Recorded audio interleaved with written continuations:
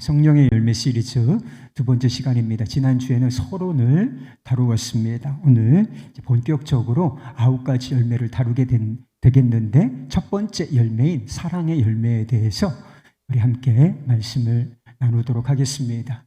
우리가 이 주제 앞에서만 서면 작아지죠.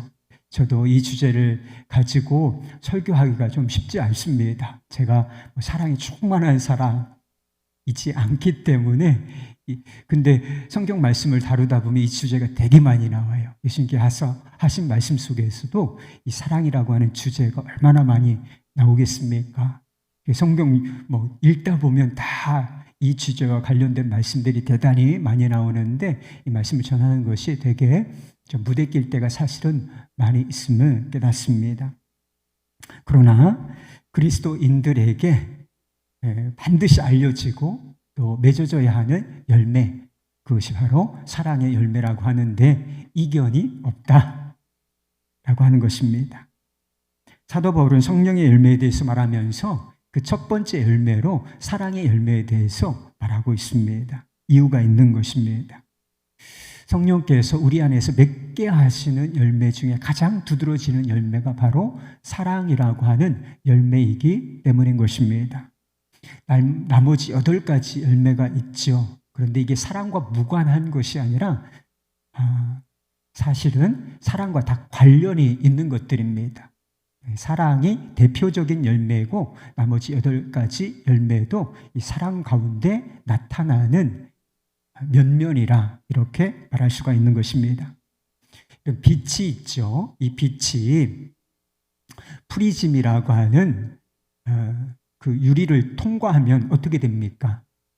빛이 하나인데 색깔이 하나인데 빨, 주, 노, 초, 파, 남, 보 7가지 색으로 이렇게 착 갈라진단 말이에요. 그래서 무지개처럼 우리가 색깔을 구별해서 볼 수가 있습니다. 근데 본래부터 이것이 7가지로 된 것이 아니라 프리즘을 통과할 때 이것이 7가지로 나누어지는 것입니다.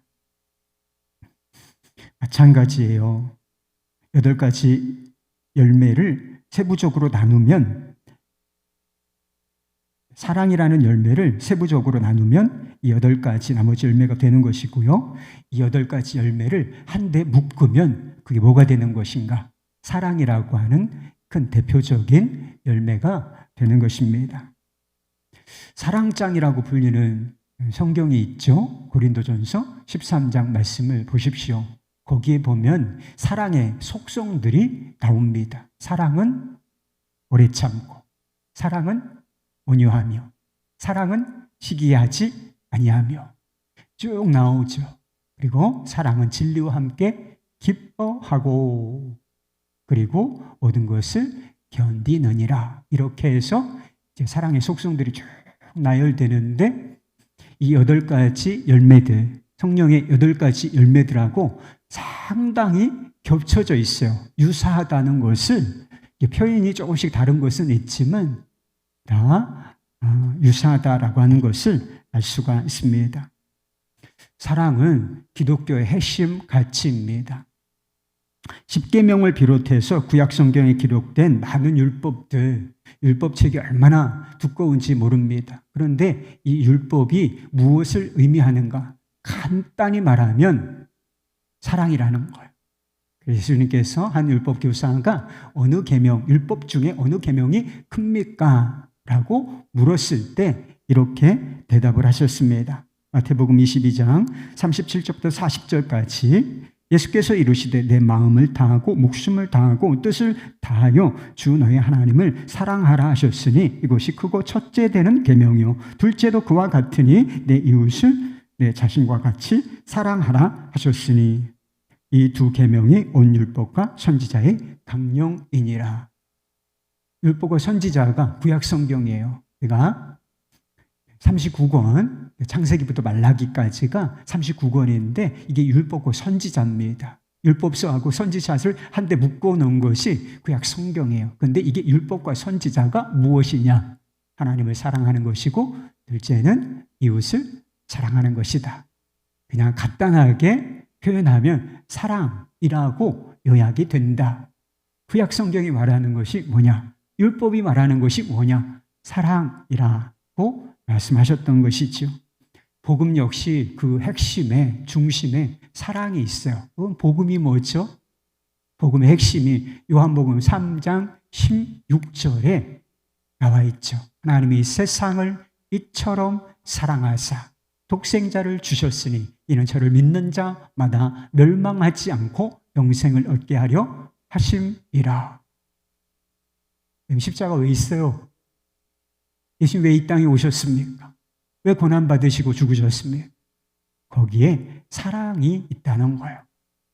복음의 핵심, 바로 사랑인 것입니다.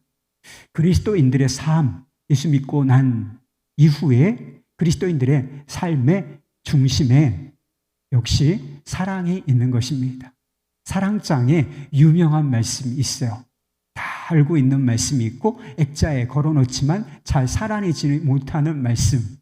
그런즉 믿음, 소망, 사랑 이 세 가지는 항상 있을 것인데 그 중에 제일은 뭐라? 사랑이라. 알기는 잘 알죠, 우리가. 여러분, 이것이 무엇을 말해주겠습니까? 사랑을 빼놓고는 성경도 그리고 복음도 기독교도 그리스도인의 삶도 도무지 설명할 수가 없다는 거예요. 기독교 그리스도인들의 삶은 온통 사랑으로 둘러싸여 있다라고 하는 사실을 이 모든 것이 보여주고 있다는 것입니다. 여러분의 성품 그리고 여러분의 삶에는 사랑이라는 열매가 좀 맺어지셨습니까? 사랑이라는 열매가 있느냐 없느냐 이건 뭐 대단히 중요한 문제라고 하는 것입니다. 이 사랑이라는 열매가 있느냐 없느냐 이것이 보여주는 것이 있기 때문이라 하는 것입니다. 첫째는 이 사랑, 이 열매는 믿음과 생명의 증거라고 하는 것입니다. 우리 안에 하나님께서 주신 거듭난 생명이 있냐? 예수 그리스도 안에서 정말 거듭난 게 맞냐? 예수의 생명으로 사는 자가 맞냐? 이것을 보여주는 것이 바로 사랑이라고 하는 열매라 하는 것입니다. 우리가 무엇으로 하나님 주시는 새 생명, 거듭난 생명, 중생이라고 하죠. 거듭난 생명을 얻겠습니까? 몇 주 전에 선한 사마리아인의 비유를 말씀을 주일날 강해를 했던 적이 있습니다. 한 율법 교사가 나와서 내가 무엇을 하여야 영생을 얻을 수 있으리까? 이렇게 물었어요. 이 말씀에 대한 대답을 주시다가 하신 비유가 선한 사마리아인에 관한 비유의 말씀인 것입니다. 하나님을 또 사랑하고 이웃을 사랑하되 어떻게 사랑해야 되느냐? 원수까지 사랑해야 한다는 말씀인 것입니다. 한마디로 한순간 아니고 전생에 걸쳐서 사랑하되 완벽한 원수까지 사랑해내는 완벽한 사랑을 해내야 내가 그로 말미암아 영생을 얻을 수 있을 것이다. 이렇게 말씀을 하셨던 것입니다. 여러분, 우리 중에 누가 이 말씀에 도전을 받긴 하죠. 선한 사마리아인처럼 선을 베푸고 사랑해야 한다. 그런데 정말 이것을 내 삶에 적용을 해봐야 되는 거예요. 우리가 정말 누군가를 이렇게 사랑해 본 적이 있습니까? 그것도 매 순간. 그리고 완벽한 사랑을 해낸 사람이 누가 있어요? 여러분, 마음 아프게 한 사람 한번 생각해 보세요. 여러분, 원수라고 생각될 만한 그 사람 한번 생각해 보세요. 여러분, 완벽하게 아무 거칠 것도 없이 그 사람을 사랑하고 있습니까? 그 사람이 위기에 빠지면 이 선한 사마리아인처럼 그렇게 여러분 도울 거예요? 여러분 삶의 궤적을 한번 추적해 보십시오. 정말 여러분 그렇게 살았는지. 그런 사람 없어요. 선한 사마리아인의 비유는 사랑하라는 하나님의 율법에 순종함을 통해서 우리의 의지와 노력, 도덕적인 노력을 통해서 구원받을 수 있는 사람이 단 한 사람도 존재하지 않는다라고 하는 것을 아주 리얼하게 보여주시기 위하여 하신 비유인 것입니다. 우리 자신에게는 어떤 소망도 없다. 그저 너희들은 깜깜한 절망이다. 이걸 깨닫게 주시기 위하여 사용하신 비유가 바로 이 선한 사마리아인의 비유인 것입니다. 그것을 깨닫고 믿음으로 구원자로 오신 예수 그리스도를 주님 도와주십시오. 제게는 희망이 없습니다. 저는 하나님의 말씀을 따르지 못한 죄인일 뿐입니다. 주여 도우소서. 제게 은혜를 베풀어 주옵소서. 이런 마음의 상태에 임하는 거, 그게 바로 구원인 것입니다. 로마서 3장 28절 말씀에 이런 말씀이 있습니다. 그러므로 사람이 의롭다 하심을 얻는 것은 율법의 행위에 있지 않고 믿음으로 되는 줄 우리가 인정하노라. 예수님께서 이 땅에 오셔서 자신의 삶으로, 그리고 특별히 죽음으로써 우리의 구원에 필요한, 영생에 필요한 모든 것을 다 이루셨습니다. 100% 완벽하게 구원에 필요한, 우리의 생명에 필요한 모든 것을 다 이루셨다는 것이죠. 그래서 우리가 믿음이라는 빈손을 내밀기만 하면 예수님께서, 하나님 아버지께서 예수님께서 이루어 놓으신 그 의, 그 생명, 그것을 우리에게 선물로 주시는 것입니다. 아무 자격이 없어요. 우리 힘으로는 아무 능력도 없어요. 그런데 믿음 하나로 우리가 의롭다 하심을 얻고 구원을 얻게 되는 것입니다. 예수님께서도 똑같은 말씀을 하셨어요.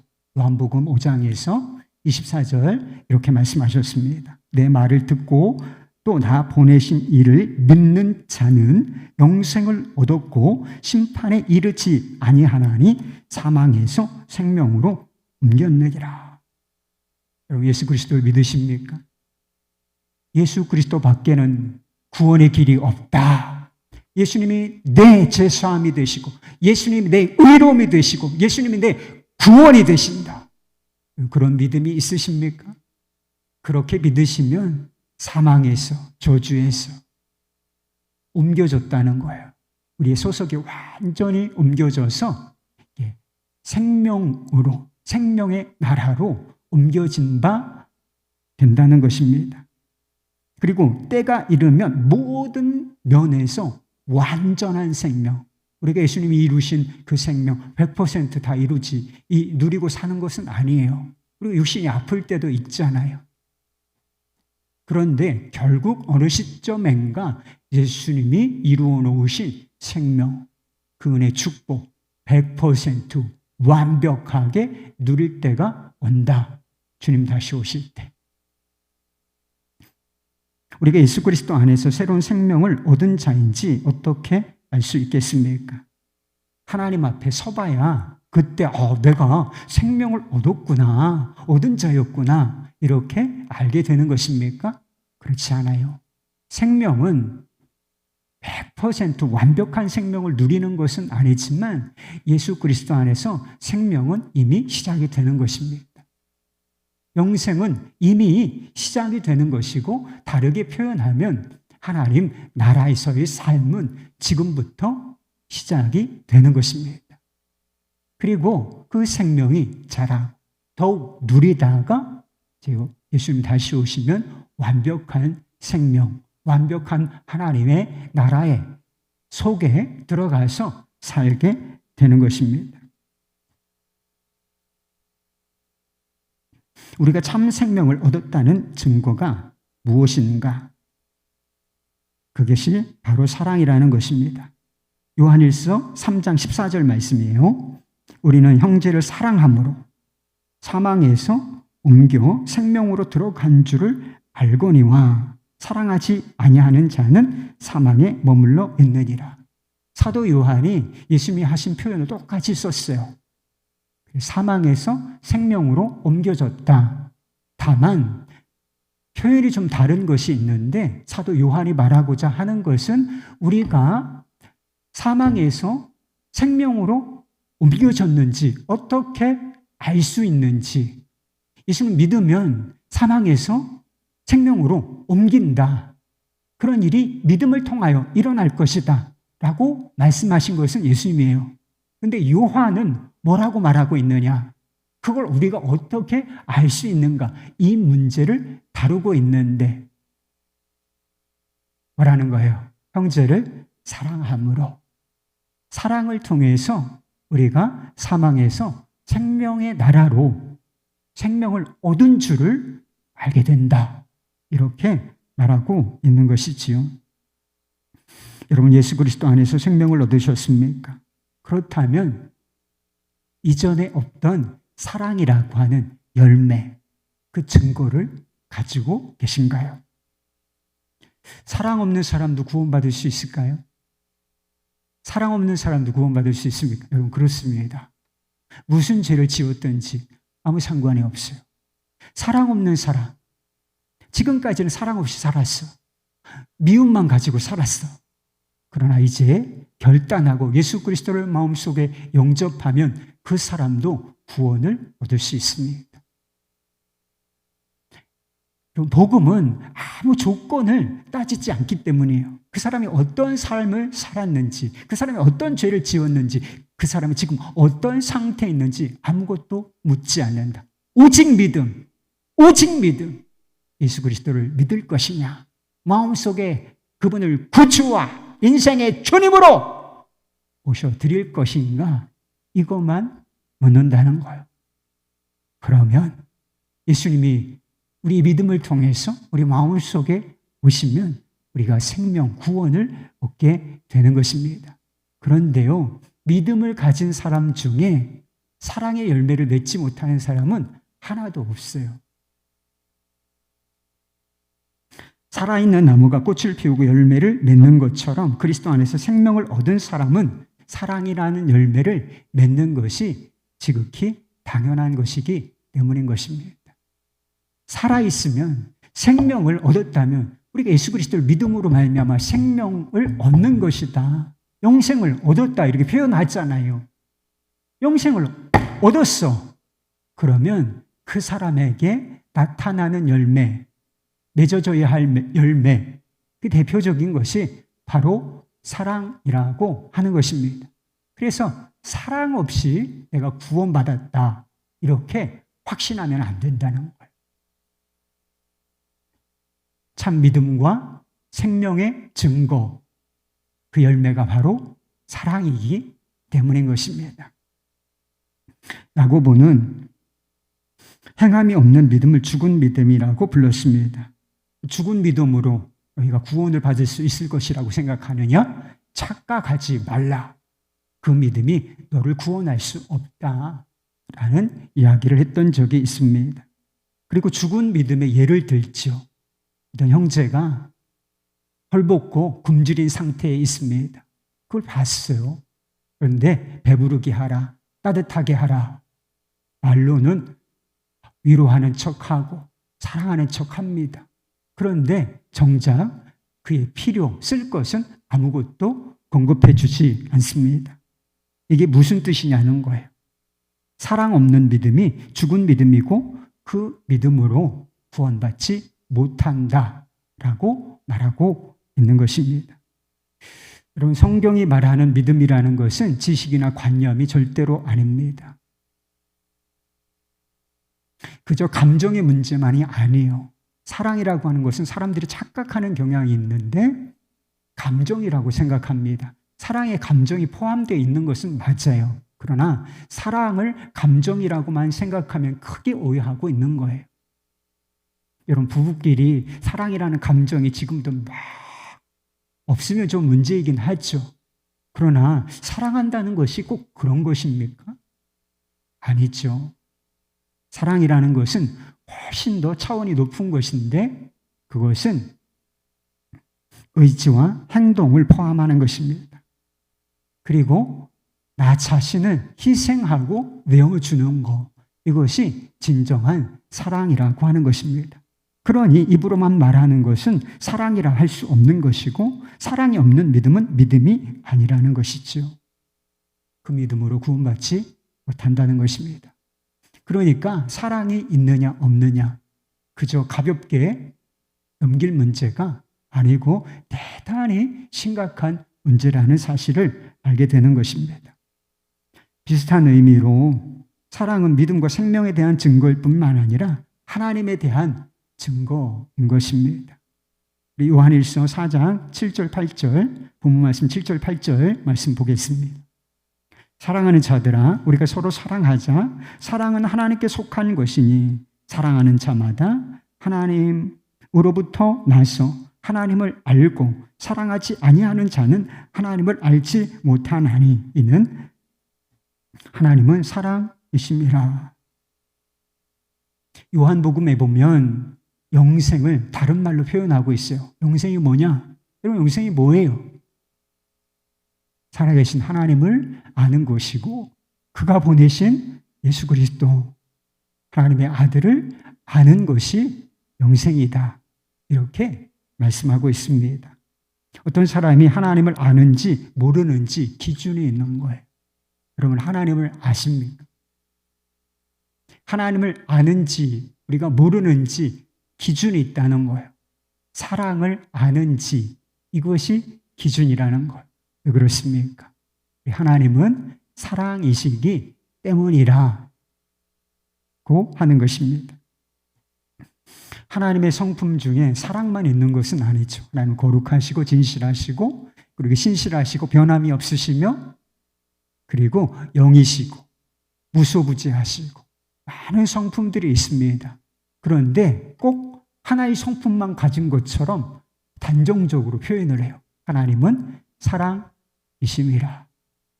그래서 이런 강단이나 이런 성구에 God is love 이렇게 써 있는 데가 있죠.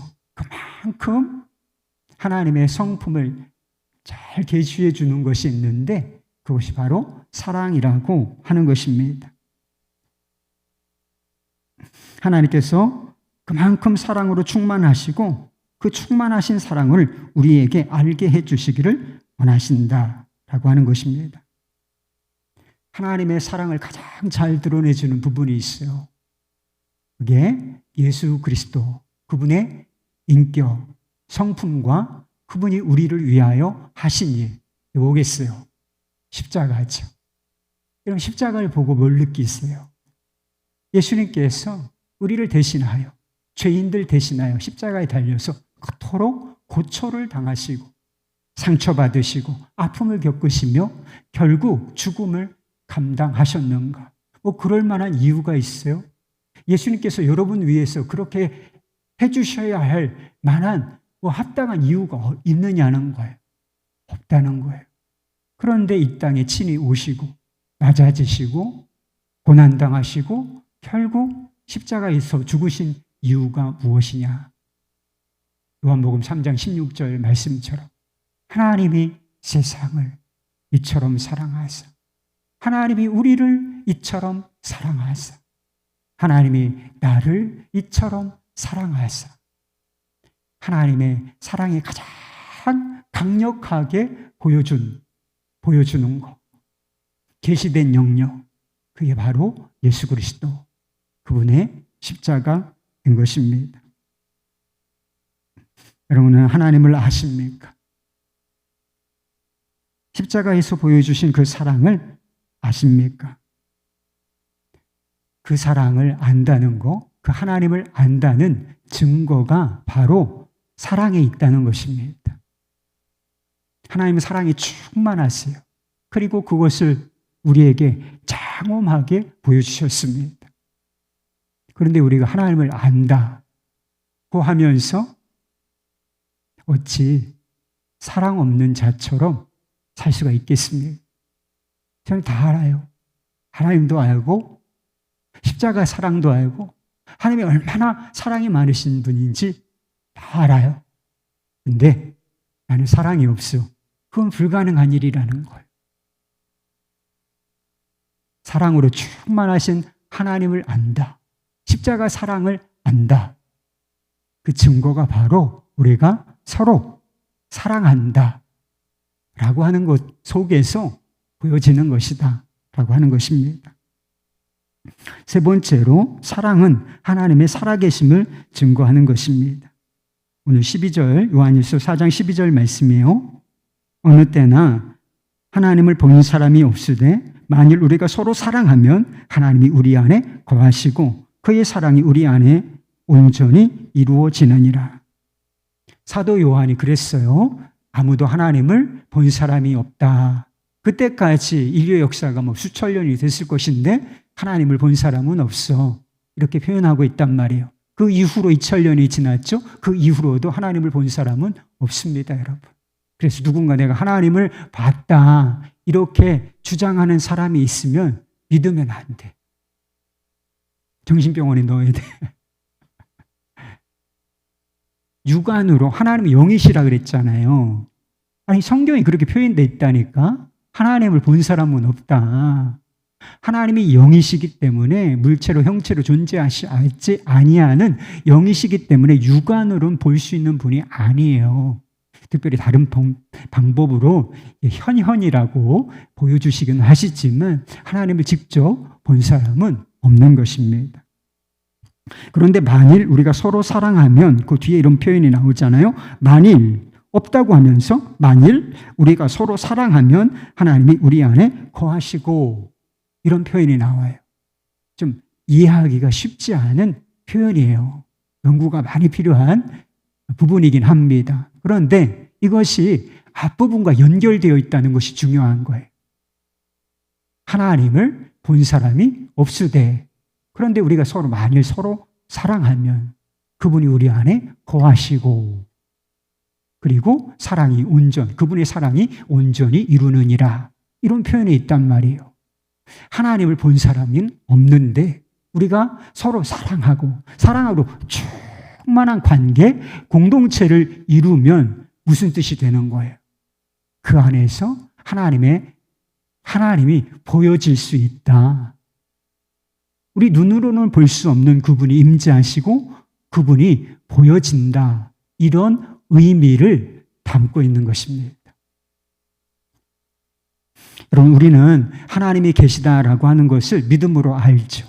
그래서 믿음은 볼 수 없는 것들의 증거니라고 하는 표현이 있는 이유가 믿음은 시력인 거예요. 그래서 믿음을 통하여 하나님이 계시지라고 하는 것을 우리는 알아요. 그렇다면 세상에 하나님께서 계시다는 것을 어떻게 알게 해줄 수 있을까요? 하나님을 찾는 사람이 있어요. 하나님을 만나고 싶어하는 사람이 있어요. 그리고 하나님을 알아야 할 사람, 세상에 천지죠. 그런 사람들에게 하나님을 어떻게 알게 해줄 수가 있는 겁니까? 하나님은 살아계셔. 성경을 봐. 하나님은 계시다고 말하고 있어. 자연세계를 봐. 이것이 그분의 작품이야. 이렇게 말해줄 수 있을까요? 그럴 수 있어요. 그러나 그것으로 충분하지는 않다는 것입니다. 하나님께서 살아계시다. 하나님의 실체에 관해서 가장 강력한 증거가 있는데 그것이 그리스도인들의 사랑이라는 거예요. 찬송가 503장 1절 가사가 이렇습니다. 요즘에 좀 약간 올드한 느낌이 있어서 잘 부르지 않는 찬양이긴 한데 이런 찬양이 있어요. 세상 모두 사랑 없어 냉랭함을 아느냐. 세상 모두 사랑 없어 냉랭함을 아느냐.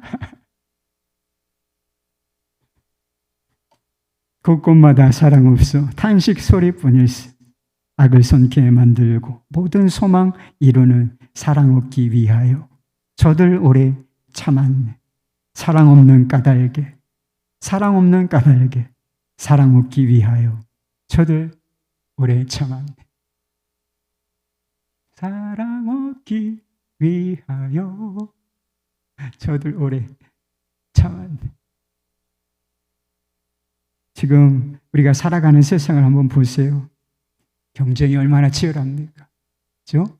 일주일 동안 경쟁하며 사셨죠? 사람들이 얼마나 이기적입니까? 이겨야 사는 세상입니다. 다르게 말하면 관용하고 베풀고 사랑하면 진다. 이게 뻔해요. 이런 세상 속에서 우리가 살고 있습니다. 관계를 맺는 기준이 뭐예요? 사람을 가까이 하는 기준이 뭡니까, 여러분? 이 사람은 내게 이득이 될 것인가 안 될 것인가? 이게 기준이에요. 이득이 될 것 같으면 가까이 가고 또 간도 내어줄 것 같고, 하지만 이득이 안 돼, 별 도움이 안 되는 사람이겠다, 이 생각하면 어떻습니까? 아무 관심이 없죠. 눈길 한번 주지 않습니다. 우리가 사는 세상은 그런 세상입니다. 살아남고 이기기 위해 몸부림치면 칠수록 어떤 사회가 되는 것입니까? 사랑 없는 사회가 되는 것이고 고통스러운 세상이 되는 것입니다. 이것이 타락 이후에 우리가 경험하고 있는, 본래 하나님께서 계획하신 세상은 이런 세상이 아니에요. 서로 충분히 사랑해서 기쁨과 행복을, 생명을 이어가도록 하신 것, 이것이 하나님의 계획인데 인간이 타락함으로 말미암아, 죄를 지음으로 말미암아 이게 뒤집어지는, 그래서 남을 이겨야 산다, 이렇게 여겨지는 세상 속에서 살고 있는 것이지요. 그러나 사람은 근본적으로 하나님께서 창조하신 창조물이기 때문에, 그리고 우리 마음 안에 하나님이 계셨던 공간에 있기 때문에, 사랑이 있었던 공간에 있기 때문에 사랑에 대한 갈급함이 있어요, 여러분. 사랑에 대한 갈망이 있단 말이에요. 세상은 사랑을 필요로 하고 원합니다. 그러나 세상 속에서 그 사랑을 경험하기는 참으로 어렵습니다. 그래서 우리가 사는 세상은 사랑에 굶주려 있고 사랑이 없어서 고통당하는 그런 세상인 것이지요. 우리 찬송가 503장 가사처럼 말입니다. 사랑 없어서 고통당하는 사람들이 어디서 사랑을 발견하고 찾을 수 있겠습니까? 어디서 안식과 위로를 좀 발견할 수 있을까요? 하나님을 안다. 하나님의 사랑을 안다. 그래서 사랑의 사람이 되어가고 있다라고 하는 우리 안에서, 그리스도인들 안에서, 또 그리스도인들의 공동체 속에서 발견해야 하지 않겠습니까?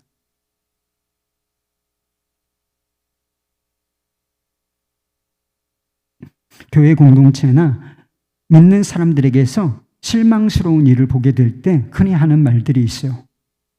신앙생활 어떻게 하는 거예요? 사람 보고 하는 거 아니다. 하나님 보고 믿는 거지 사람 보고 믿는 거 아니야. 사람은 다 불완전한 인간일 뿐이야. 믿는 사람이라고 완벽하니? 불완전하지. 그러니까 사람은 믿음의 대상은 아니야. 사람 보고 믿을 건 아니야. 이런 이야기 자주 합니다. 실망스러운 일을 경험할 때. 네, 생각해 보세요. 이 말은 일부 일리는 있어요. 일부 일리는 있지만 맞는 말 아니에요. 하나님을 믿는다는 사람들로부터 아무것도 볼 수 없고 아무것도 기대할 수 있는 것이 없다면 교회 공동체로부터 또 크리스찬들로부터 아무것도 볼 수 있는 것이 없고 아무것도 기대할 수 있는 것이 없어요. 그러면 예수를 왜 믿는 거예요? 하나님을 믿는다는 것은 도대체 뭡니까? 아무것도 보여줄 수 없어. 아무것도 기대할 수 있는 게 없어. 하나님을 믿는데 왜 믿는다는 게 무슨 의미가 있습니까? 믿는 사람들로부터 아무것도 볼 수 없다면 하나님이 계시고 그분 안에 참 생명이 있고 그분 안에 참 삶이 있다. 복된 삶이 있다. 이거 어떻게 전해줄 수가 있어요? 다 거짓말이지. 하나님 안에 참 생명이 있습니까, 여러분?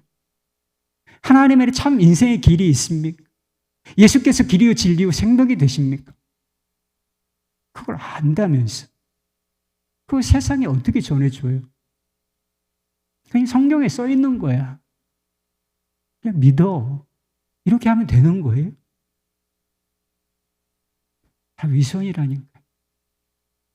아무것도 보여줄 수 없다면 그건 위선적인 믿음일 뿐이라는 것입니다. 우리는 하나님을 꽁꽁 숨겨두라는 사명을 받은 사람이 아니에요. 그런 말씀 찾아보셨어요? 하나님을 믿는데 하나님은 꽁꽁 숨겨둬라. 하나님을 믿는 거 표시내면 안 돼. 예수를 믿지 예수의 증인되면 안 된다. 어디서 예수를 말하지 마. 이런 말씀 들어보셨어요? 아니죠. 여러분, 우리는 하나님의 영광, 하나님의 살아계심과 그분의 성품과 그분의 영광을 선포할 사명을 가진 자들입니다. 여러분, 하늘도 세상에 피어있는 꽃도 나무도 하나님의 영광을 선포하는데 이 피조물 중에는 어떤 인간이 어찌 하나님의 영광을 선포하지 말아야 하겠습니까? 그것도 구원받은 우리가. 너희는 성령을 받을 것이고 성령을 받으면 반드시 내 증인 된다. 그것도 옆에 있는 사람 정도가 아니고 땅 끝까지 이르러 내 증인이 되리라. 반드시 내 증인 될 거야. 그렇게 말씀하셨다라고 하는 것입니다. 그럼 어떻게 하나님의 영광을 선포할 수 있겠습니까? 어떻게 하면 우리가 예수의 증인으로 살 수 있을까요? 우리가 세상에서 성공하고 높은 지위에 오르고 많은 부를 쌓고 그래서 부자가 돼. 그러면 하나님의 영광을 드러낸다. 그렇게 생각하십니까? 그래서 공부 열심히 해서 하나님의 영광 돌려라. 사업 성공해서 판검사 돼서 하나님께 영광 돌려라. 이런 얘기 예전에 많이 해서 다 쓰레기 같은 소리예요. 이거 붙잡고 신앙생활 하잖아요. 그럼 결코 한 번 제대로 하나님께 영광을 돌리지 못합니다. 세상에 성공한 사람이 얼마나 많게요. 이런 불신자 중에 다른 종교 가지고 있는 사람들 중에 성공한 사람 없을 것 같습니까? 부지기수요. 예수 안 믿고도 성공 엄청 한 사람 많습니다. 예수 안 믿고도 부자 엄청 많아요. 반대로 얘기해 볼까요? 여러분 부자예요. 여러분 사회에서 성공했습니까? 아니, 그런 사람들만 하나님께 영광이 되고 그 사람들만 증인이 된다면 우린 뭐요?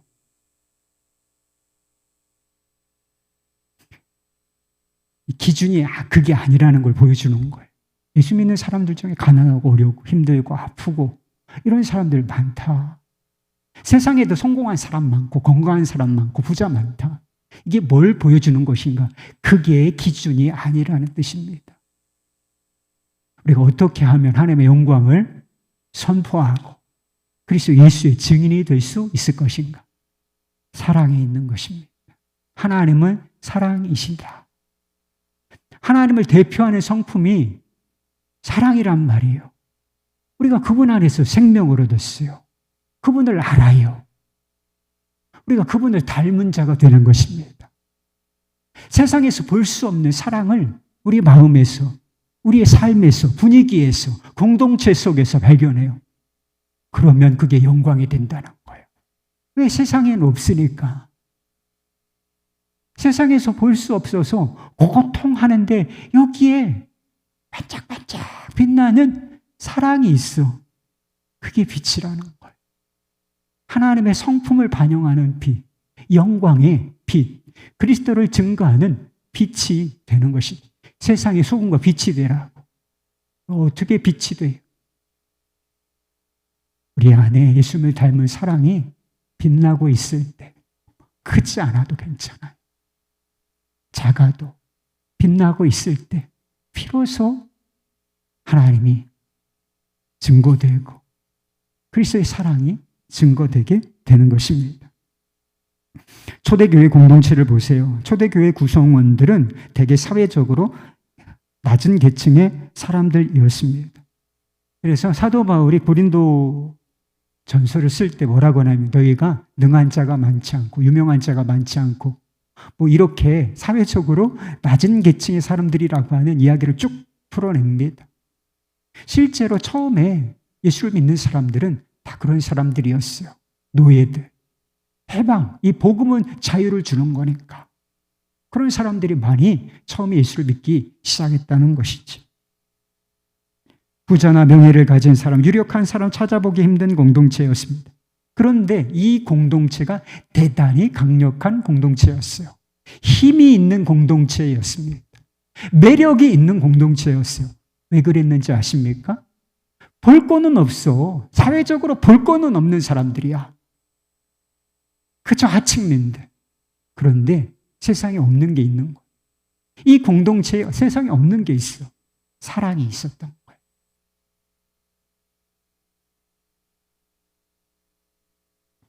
유대인과 이방인, 주인과 종, 부자와 가난한 자. 지금도 이런 사람들 물과 기름 같아요. 잘 섞이지 못합니다. 근데 이 당시 신분사회, 계급사회, 뭐 얼마나 말할 것이 없는 것이지요. 그런데 초대교회 공동체 안에서 놀라운 일이 일어나는 거예요. 어울릴 수 없는 사람들끼리 서로 형제님, 자매님, 형제 자매처럼 지내. 형제 자매라고 의식해. 그리고 함께 식사를 하고 사랑의 교제를 나눕니다. 함께 식사를 한다. 종과 주인이. 이거는 그 당시에는 기적이에요. 있을 수 없는 일이야. 어떻게 주인과 종이 한 상에서 밥을 같이 먹습니까? 그러나 교회 안에서는 이게 되는 거예요. 가난한 자가 와서 대접을 받아. 예우를 받아. 서로 형제라고 불러. 사회적 지위가 높은 사람, 낮은 사람, 격이 없이 형제님, 자매님. 사랑의 교제를 나눠. 이건 세상에 없는 공동체잖아. 그래서 사람들이 관심을 가졌다는. 그래서 나도 한번 이 공동체에 속하고 싶다. 그래서 와서 복음을 들은 거예요. 하나님이 계시고 하나님 때문에, 복음 때문에 된 일이다 이거는! 라고 하는 사실이 깨달아진 거예요. 그래서 그들도 하나님을 믿고 구원받은 공동체의 일원이 된 거예요.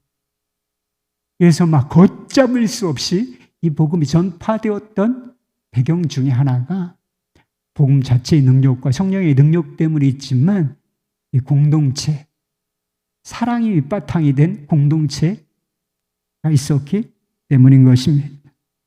어떤 목사님이 교회의 부흥을 믿는 비결에 그런 대답을 하셨대요. 싸우지만 않으면 된다. 굉장히 소극적인 거죠. 제발 좀 싸우지 마세요. 교회 안에서 싸우지 마세요. 사람들 다 내쫓는 방법이에요. 싸우지 않는 거 가지고 되겠습니까? 우리가 서로 사랑합시다. 진짜 형제 자매, 진짜 형제 자매예요. 이 세상에서 형제 자매의 연은 끊어집니다. 어느 순간에는. 죽음으로 끊어져. 그러나 우리가 이 땅에서 예수 그리스도를 믿음으로 말미암아 맺어지는 이 관계, 형제님, 자매님, 이 관계는 영원히 지속되는 거예요. 천국에 하나님 나라 가서 더 완벽해지는 관계예요. 그러니까 이 땅에서부터 사랑을 연습해야죠. 더 사랑해야죠. 그러면 반드시 세상에 매력적인 공동체, 우리가 세상에 소망을 주는 공동체라고 하는 비전이 있어요. 제 목회 비전이기도 하고 우리 주 안에 있는 교회의 비전이기도 해요. 이 비전이 어떻게 성취되는 것이 이 지역사회에 볼 수 없는 사랑, 이 경쟁 사회에서, 이 이기적인 사회에서 볼 수 없는 사랑. 우리가 서로 사랑한, 우리 안에 서로 진실한 사랑이 있다면 그 일이 이루어져요. 소망을 주는 공동체가 될 것이고 반드시 하나님께서 이 공동체를 통하여 자신을 드러내 보여주시고 또 구원을 얻게 하시는 일이 있게 될 줄로 믿습니다.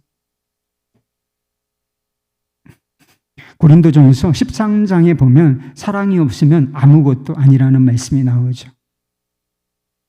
정말 아무것도 아니에요, 여러분. 사랑이 없으면 믿음도 아무것도 아니에요. 그 믿음으로 구원받지 못합니다. 사랑이 없으면 은사, 방언, 통변, 신유 아무것도 아닙니다. 뼈가 부서지도록 봉사하는 것, 사랑이 없으면 사람을 다치게만 할 뿐이에요. 아무 소용없습니다. 사랑이 없으면 교회도 아무것도 아니에요. 불필요한 공동체입니다. 없어져야 돼요, 그런 교회.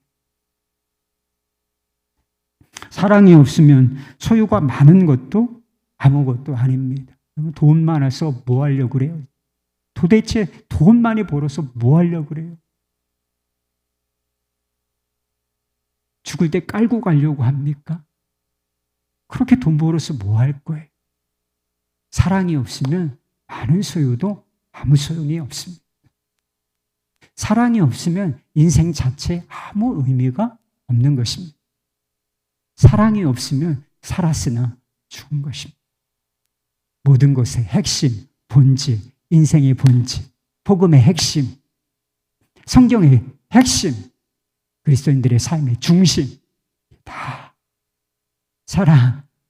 사랑에 있기 때문인 것입니다. 그렇다면 문제는 이거죠. 어떻게 하면 사랑의 열매를 맺을 수 있는 것인가? 가장 중요한 원리는 우리가 예수 그리스도를 통하여 하나님께 속한 자가 되었느냐, 이게 가장 중요한 문제예요. 생명이 있으면 열매를 맺는다니까요. 우리가 성령을 받은 사람이냐, 성령으로 말미암아 거듭나고 성령께서 훅 하고 우리의 마음 가운데 오셔서 우리의 삶을 통치하고 계시냐, 그러면 성령의 열매는 맺어지는 거예요. 맺어야 한다가 아니라 맺어지는 것입니다. 그러면 이게 복음이에요. 예수 안에 생명을 얻으면 이 사랑이라는 열매는 맺어지게 되는 것이다. 이게 원리입니다. 그래도 성령 받은 우리가 해야 할 일이 있어요. 갈라디아서 5장에도 그런 식의 표현이 있습니다. 그런 세상에서도 사랑해야 한다고 해요. 그러나 사랑은 찾아보기 어렵습니다. 그들의 사랑이 어디에 기초해 있는가? 자기 자신에게 기초해 있기 때문이라는 것입니다.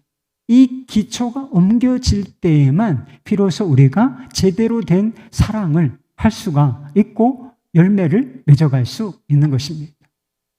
사랑의 원천, 사랑의 기초는 우리에게 있지 아니하고, 여러분 아무리 여러분의 마음을 파봐요. 사랑 나오나, 사랑이라는 물줄기가 터지나 한번 파보세요. 사랑이 없음만, 메말랐다는 사실만 발견하게 될 거예요. 사랑은 하나님께 속한 거예요. 사랑은 여기 있으니 어디 있어요? 하나님께 있는 것입니다. 사랑은 하나님께 속한 것이니, 이런 말씀이 있단 말이에요. 사랑은 어디에게 속해 있어요? 하나님께 속한 것이다.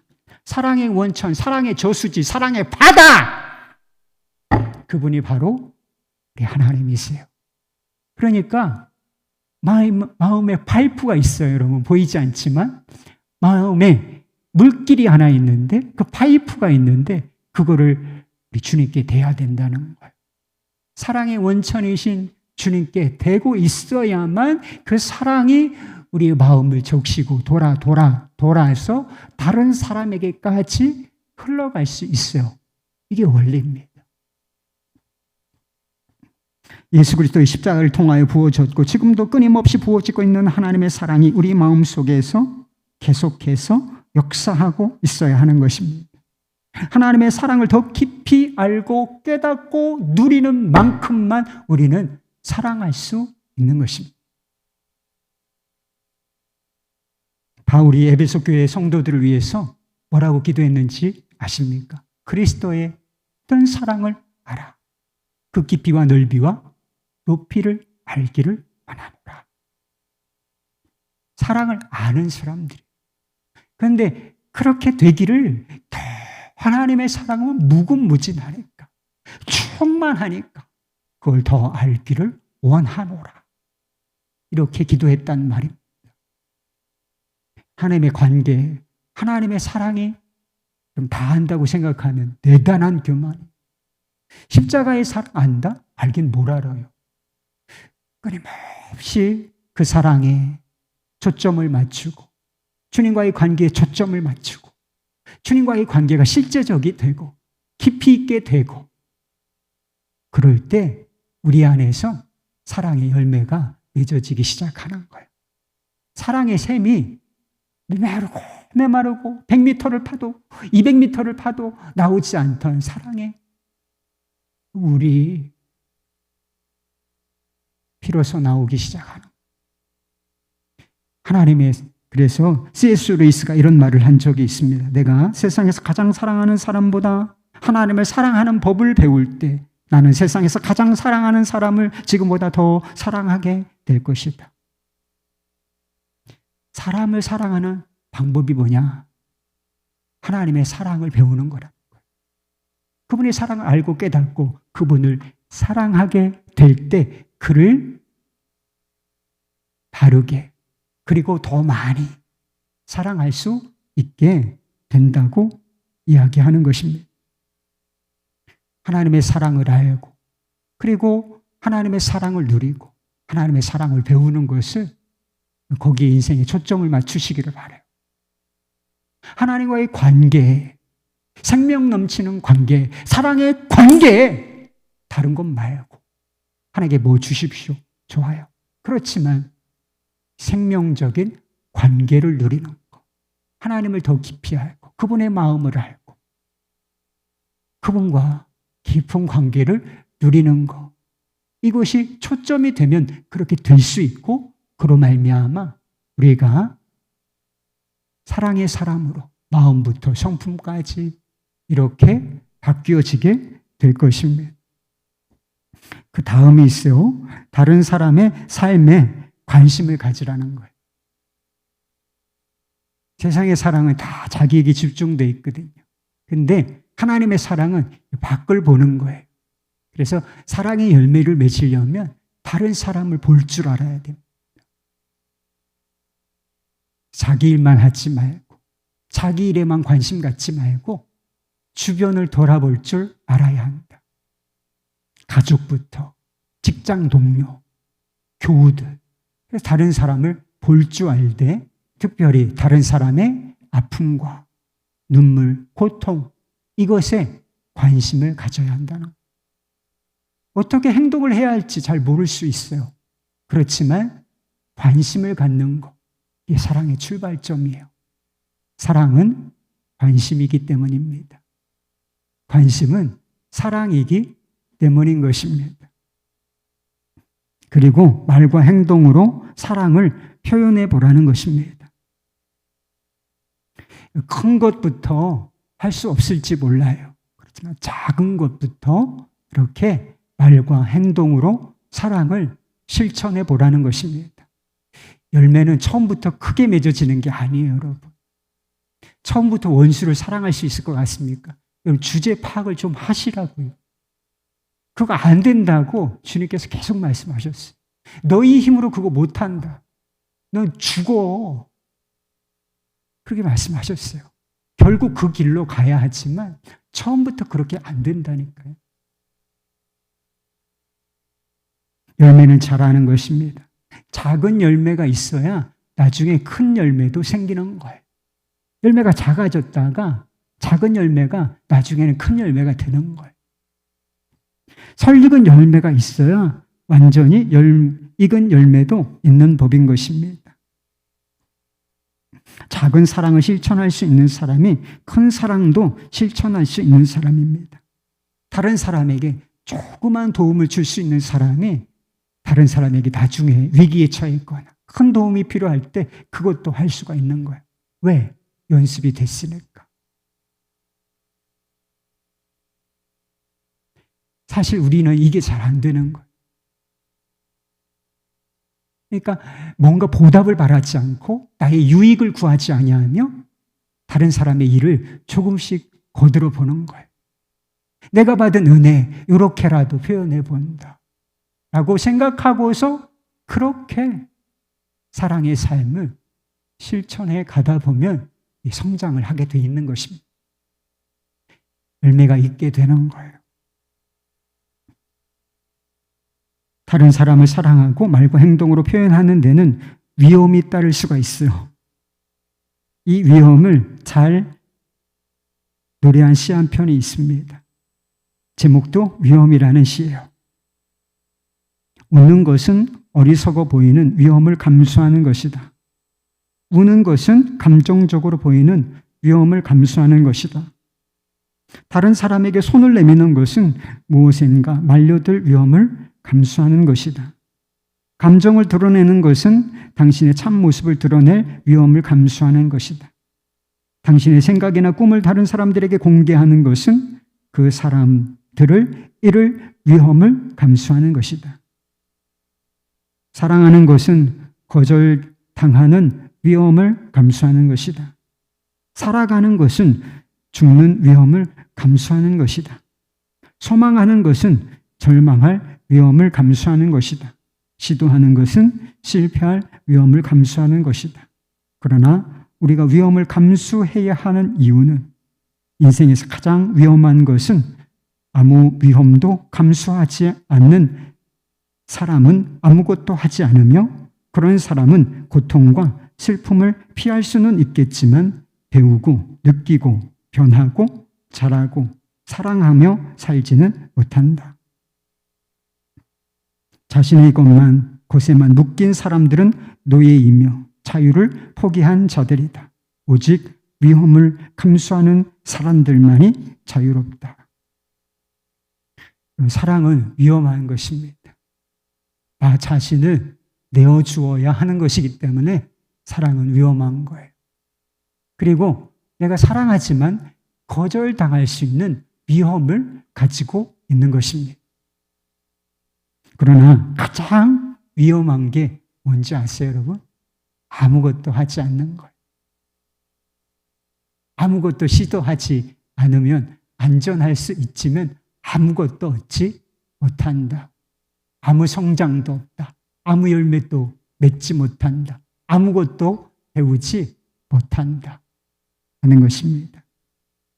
위험을 감수하고 사랑하는 사람만 진정으로 자유롭습니다. 자유롭고 싶으십니까? 그렇다면 위험을 감수하고 사랑해 보세요. 사도 바울이 성령의 열매를 이야기하기 전에 사랑으로 서로 종노릇하라고 한 이유가 거기에 있는 것입니다. 사랑으로 종노릇할 때 진정한 자유가 주어지기 때문인 것입니다. 사랑하기 어려운 누군가 있으십니까?